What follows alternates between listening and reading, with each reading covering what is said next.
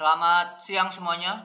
Sesuai dengan tadi analisa di pagi hari, marketnya akan cenderung membosankan dan selama sesi 1 transaksi hanya mencapai 6 triliun ya. Ya ini sangatlah di luar dari kebiasaannya. Biasanya itu bisa sampai 9, bahkan kalau memang rame 11 sampai 12 triliun dan ini hanya 6 triliun ya. Ya hanya 6 triliun. 6 triliun aja memang sempat hijau ya tadi IHSG-nya di angka 7047 atau naik 0,026, tapi setelah itu ya turun lagi gitu. Memang tidak ada aksi dari blue chip ya, terutama kalau kita cek dari top market cap aja di sesi 1 ini yang naik itu hanya BRI 0,89, selebihnya pada turun ya. Nah yang menarik ini ada MTEK ya, ada MTEK yang naik sebesar 4,27 dan sempat juga saya share di Telegram.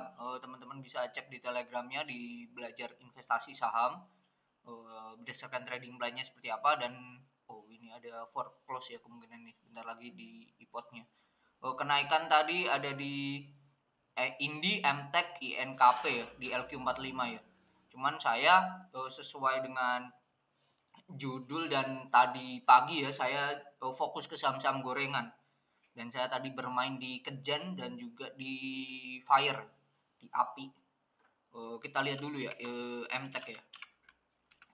MTEK kenapa saya call di channel, karena ini adanya tweezer bottom ya, dimana low hari ini sama dengan low body hari ini sama dengan low body yang kemarin ya. Jadi ini bisa confirm tweezer bottom. Nah ini bisa dimanfaatkan untuk trading jangka pendek. Bisa diturunkan time frame-nya ke 1 jam selagi dia di atas 1560 lah. Nah untuk si MTEK ini harusnya masih oke sih. Cuman memang teman-teman jangan berharap ya ini nanti akan naik bus kencang, janganlah. Ya sewajarnya aja 2-3-4% oke lah, bisa dibungkus. Ini untuk MTEK. Untuk Indi saya belum cek ya, kenaikannya juga oke, volume juga oke. Ternyata mantul ya dari supportnya ya kemarin 2970. Cuman karena hari Jumat saya piknik ya, jadi tidak melihat market seperti apa. Dan so far marketnya memang sangat membosankan kemarin di hari Jumat, malah membuat stres sendiri mungkin dari teman-teman. Nah ini salah satu bentuk contoh tweezer bottom itu ada di kemarin. Belum ya, ini tidak termasuk tweezer bottom sih.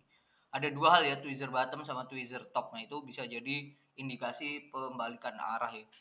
Nah ini tweezer bottom, low body-nya sama dengan low body-nya bisa naik. Nah itu yang ekspektasinya di MTEK seperti itu. Dan selain itu saya juga share Amar ya. Amar ini juga bullish divergent, ada juga di video kemarin ya, list akumulasi Amar, dan hari ini hitungannya hanya retrace ya. Nah bisa cek di deskripsi, nanti saya taruh ya link dari channel Telegram ya. Oke Amar, dan tanyakan mungkin why. Akhir-akhir ini saya trading di Kejen dan di Fire baru hari ini. Nah ini breakout ya dari inverted head and shoulder-nya, dan ini mencoba untuk tembus dari MA 200 ya. MA 200-nya ada di angka berapa nih? 312. Lagi di angka 312 ya masih bagus ya untuk si Kejen ini. Di buy sekarang di angka 326. Berarti ada 14 dibagi 326 kali 100 ya, risknya 4,3% lah. 4,3. At least teman-teman bisa turunkan time frame dulu lah, dekat dari 4, dekat kalau koreksi ya bisa buat buy lah. Lebih enak kalau pakai trading view, pakai chart dari Mirai. Apa tadi, Kejen. Nah ini Kejen selagi dia koreksi, ini candle 3 menit, selagi dia berhasil stay di atas 320 harusnya masih bagus ya untuk candle 3 menitnya. Cuman ini kenaikan tidak didukung dengan volume yang kuat ya. Nah itu teman-teman perlu waspada ya. Soalnya kalau ini jebol dari 318 ya, ya ini akan turunnya lumayan dalam. Nah ini coba dibesarkan time frame-nya ke time frame 30 menit. Nah, penurunannya bisa sampai ke 310 lah. Sorry, 320.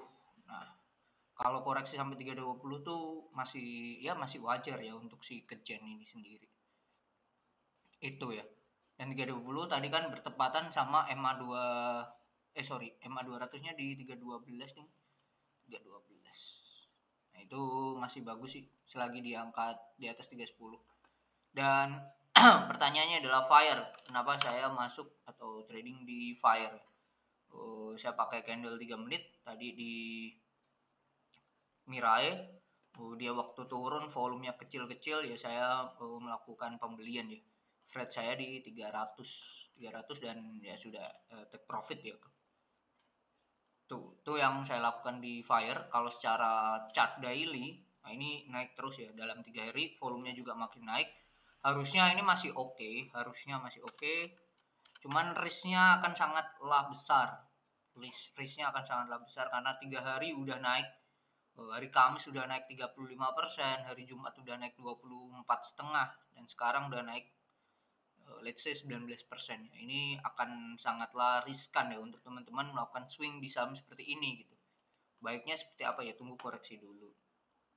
Jadi itu yang saya lakukan, saya tidak melakukan swing trade di sini, saya hanya melakukan scalper, cuan 4% lah tadi, langsung taking profit aja. Nah, tidak mau mengambil risiko ya, karena risknya sangatlah besar ya. Nah, teman-teman kenapa hal itu dilakukan? History repeat itself ya, dimana apa yang naik kencang pasti akan turun kencang juga. Seperti contohnya saham ini ya, ini selalu saya berikan jadi contoh yaitu BNBA ya. Dia sudah naik kencang, sangatlah kencang sekali, 1, 2, 3, 4, 5, 6, 7, 8, 9 kali naik kencang, selalu naik. Tidak ada koreksi atau turun sama sekali, setelah itu ya langsung turun dengan cepatnya lagi. Dan ini 7% teman-teman nggak bisa keluar gitu.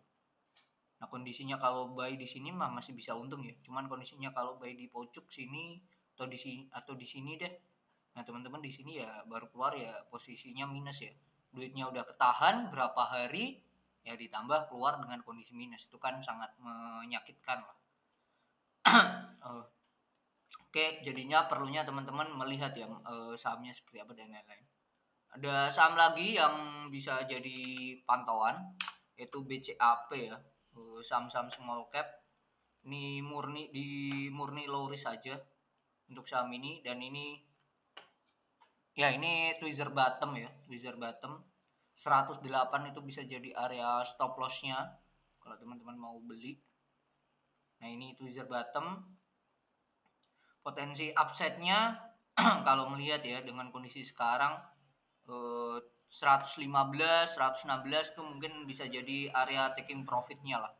115, 116. Lalu selanjutnya bisa ke target di 124 lah.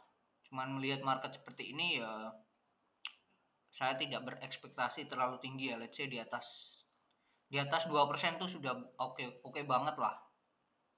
Dan apa yang saya lakukan dengan kondisi sekarang ya, saya sangat mengurangi portofolio saya hanya memakai 20-25% dari dana untuk melakukan trading, sisanya saya endapkan, sebagian saya endapkan di RDN dan sebagian saya taruh di reksadana pasar uang. Murni karena melihat IHSG-nya yang ya, potensi akan ke garis warna merah dulu lah. Sebelum nanti kalau merah nggak bisa tahan ya bisa ke nutup gap sini di 6.700. Cuman kalau teman-teman berpatokan pada historical dari IHSG ya di 10 tahun terakhir, itu bulan Oktober itu probabilitas naiknya itu untuk IHSG-nya sendiri itu 70%. Jadi historical 10 tahun terakhir 7 kali hijau, 3 kali merah gitu. Nah, pasti ekspektasinya akan bulan Oktober akan ceria ya, akan hijau ya pasti. Banyak kan kayak gitu. Cuman melihat seperti kondisi sekarang, terus ditambah juga kondisi global ya, The Fed naikin suku bunga yang September kemarin untuk mencegah inflasinya di US, menurunkan inflasi, dan juga kita mengcounter juga yang menaikkan juga, biar apa, biar investor juga tidak keluar gitu dari sini, dan spread kita dengan US tidak terlalu mepet. Dan tadi rilis juga data inflasi, ya kita naik ya, inflasinya dalam sebulan terakhir nih naik 1,17. Dan menurut saya data inflasi ini efeknya positif atau negatif. Kalau menurut saya pribadi ya, tidak ada positif, tidak ada negatif. Make sense ya. Kenaikan ini ya make sense karena ada kenaikan BBM yang pasti berefek ke bahan baku lainnya, dan ya kenaikan itu wajar-wajar aja ya. Wajar-wajar aja. Tinggal kita neraca perdagangannya gimana, terutama di ekspor ya. Kan jagoan kita ya, atau ujung tombak kita di ekspor kita, terutama ekspor batu bara yang menyelamatkan dari ekonominya kita tidak jelek-jelek amat. Nah, itu yang menjadi apa ya, concern ya. Semoga masih tetap baik ya. Dan inflasi ini aslinya ini di luar dari ekspektasi ya. Perakiraannya tuh 6%, tapi ternyata turun ya, cuma 5,95, selisih 0,05 aja, berarti aslinya oke-oke aja gitu. Ya kalau menurut saya enggak oke dan enggak baik juga sih. Ya biasa aja gitu dengan adanya inflasi ini. Masih di bawah 6% dan juga kemarin suku bunga dinaikkan.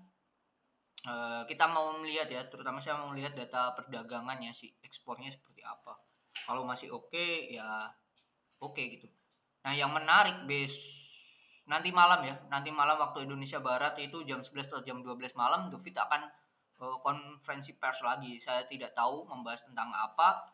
So far kalau saya baca-baca mungkin ya cara mereka ya mengcounter dari UK ya, UK yang cetak uang untuk membeli obligasi mereka sendiri ya. Nah, tinggal kita mau lihat ya The Fed melakukan apa ya, Powell melakukan seperti apa nih di konferensi persnya nanti. Nah, itu kenapa kita juga acuannya seperti itu, karena mempengaruhi ya gerak investor yang masuk di Indonesia terutama itu seperti apa. Mereka apakah cabut dari sini atau keluar atau stay di sini. Karena kalau melihat data asing ya, melihat data asing di market sendiri, di saham sejak kemarin deh,